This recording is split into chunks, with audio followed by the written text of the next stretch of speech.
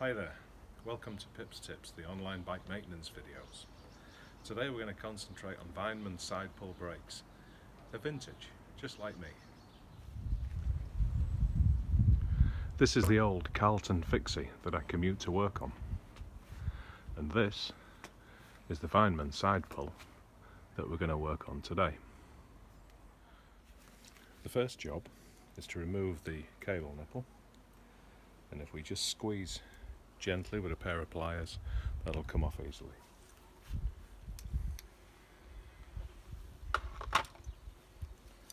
Next, using an 8mm spanner, we loosen off the tension on the brake cable.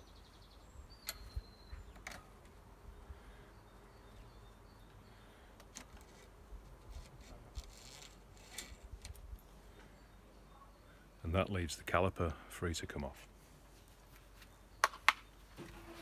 To take the caliper off the bike, we undo this 10mm nut at the back.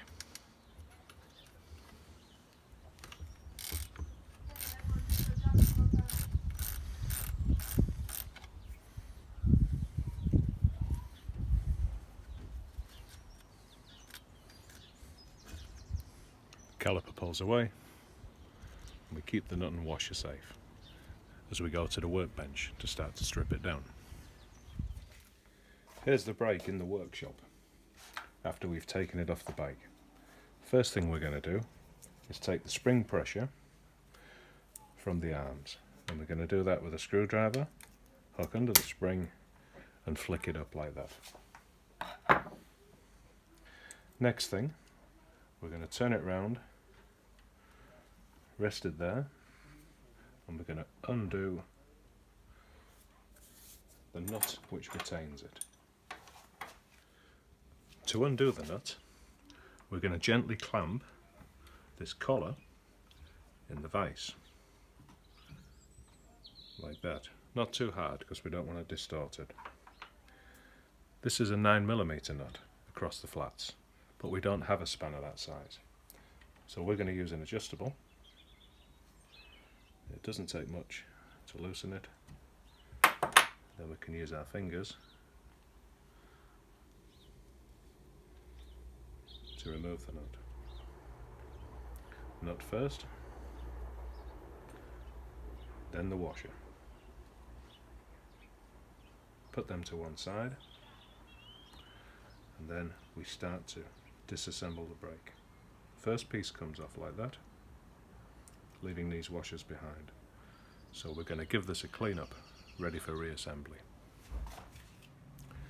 Next, we need to move the washers that reduce the wear on the mating faces of the brakes.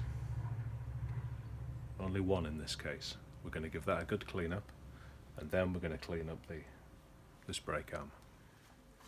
Next job is to lift the second arm up from the spindle. It's important to know, common fault on these is that this arm often seizes onto this pin just because of gunk getting into it over the time. This one you can see is nice and free. When I did the front brake, it was seized. So we're going to take that off, clean up both the hole and the shaft, and we're also going to take off the other wear washer. Give that a clean as well. Clean around here, then we're going to lubricate and reassemble. Now that we've got everything cleaned, I've started to add a little bit of lubricant onto all the contact surfaces, and we're going to reassemble the brake. The spring's gone in. Next is the first wear washer, and we just put the lightest film of lubricant on, just like that. Next to come is the first arm of the brake. Again, just the smallest touch of lubricant, and that lowers into place, like so.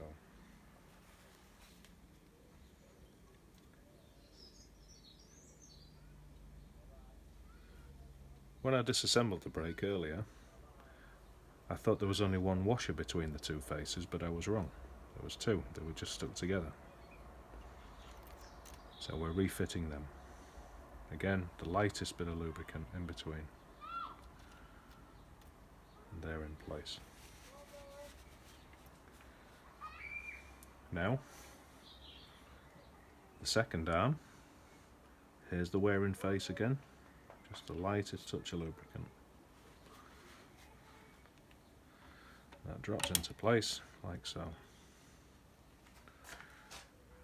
You can see that these brakes are old and worn, because look at all the slack in them. But they've still got a few years to work yet. Finally, we need to put just a bit of lubricant on this washer.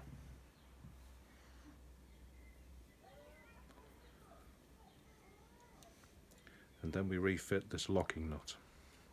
This particular one is old and a bit tired out, so it doesn't have much resistance left. If I had a new one I would fit it, but I don't, so we have to make do. So we're going to tighten this nut until we start to take out most of the slack. And you can see it's starting to get a little bit tighter. And now we've got no slack. We still need to be able to operate it, and it moves nice and freely. So at this point, take the brake out of the vise, and we need to put the spring back into its place. You'll notice I cleaned and put a little dab of lubricant there. I'm going to do the same thing on that side. And we pull the spring across, and it drops into place like so.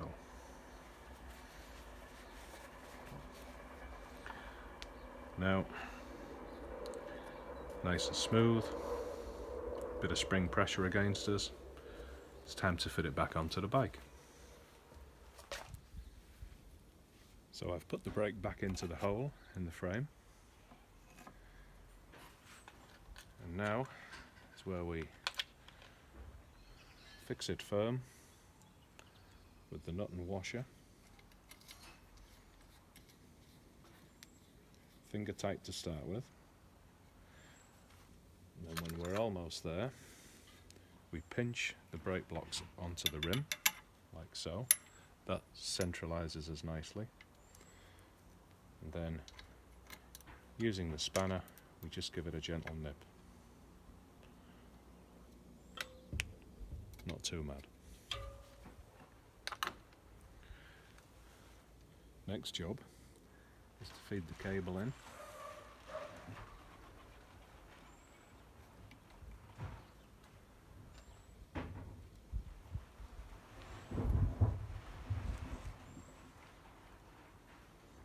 Like so. And again, we pinch the brake blocks onto the rim, pull the cable through, bit of tension there, and then we nip this nut with our fingers.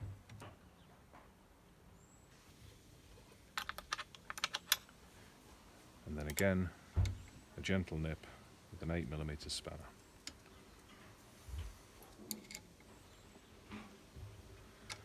Now, we check the effectiveness of the brake. So we spin the bike up. And we pull the brake. And we check if it moves evenly. That looks to me, and sounds to me, like it's rubbing on that side. So we need to rotate the brake slightly to centralize it.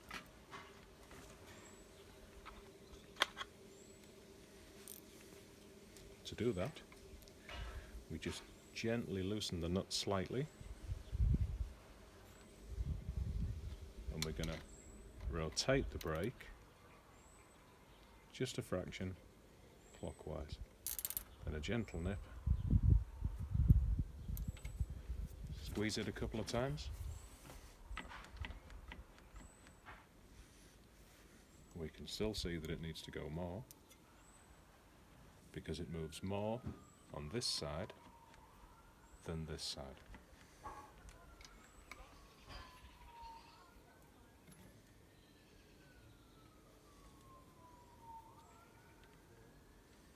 I'm holding it over there and then giving it a gentle nip again.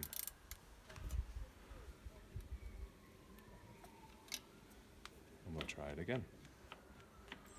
This time it looks like it's moving more evenly on each side. Let's see what it's like. Pretty good.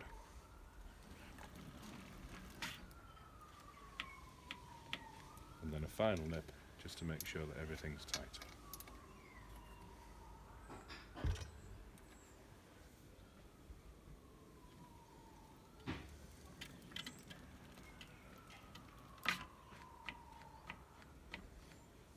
This wheel's got a bit of a buckle in, so you can hear some contact, but it's about as good as we'll get that.